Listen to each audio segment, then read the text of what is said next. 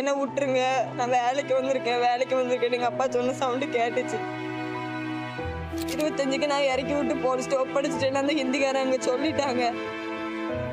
மாசானமுத்துங்கிறது யாரு கணவரான்னு கேட்டு அவங்க இறந்து போயிட்டாங்க அப்படின்னு ஃபோட்டோலாம் அனுப்பிச்சு விட்டுருக்காங்க.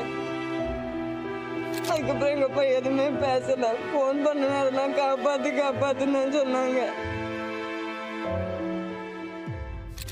எங்கள் அப்பா 8:43 முந்தின நாள் லைட்டு 8:43க்கு ஃபோன் அடிச்சு எங்கள் அம்மா பேர் சொல்லி என்னை காப்பாத்துன்னு சொன்னாங்க. என்ன விட்டுருங்க, நான் வேலைக்கு வந்திருக்கேன் எங்கள் அப்பா சொன்ன சவுண்டு கேட்டுச்சு. திரும்ப அதே ஹிந்திக்கார நம்பருக்கு ஃபோன் அடித்து இது என்ன ஸ்டேஷன் ஒரு அண்ணனை வச்சு பேசி எந்த ஸ்டேஷன் கேட்கும்போது இது மத்திய பிரதேஷ் போகிற ட்ரெயின். எங்கள் அப்பா நான் கன்னியாகுமரி ட்ரெயினுன்னு சொல்கிறாங்க.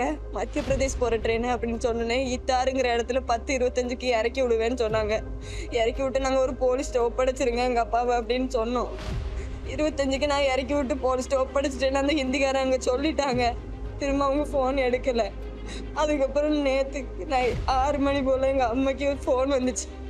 இப்படி மாசானமுத்துங்கிறது யாரு கணவரான்னு கேட்டு அவங்க இறந்து போயிட்டாங்க அப்படின்னு ஃபோட்டோலாம் அனுப்பிச்சு விட்ருக்காங்க. அதுக்கப்புறம் எங்கள் அப்பா எதுவுமே பேசலை. ஃபோன் பண்ணணும், அதெல்லாம் காப்பாத்துன்னு சொன்னாங்க.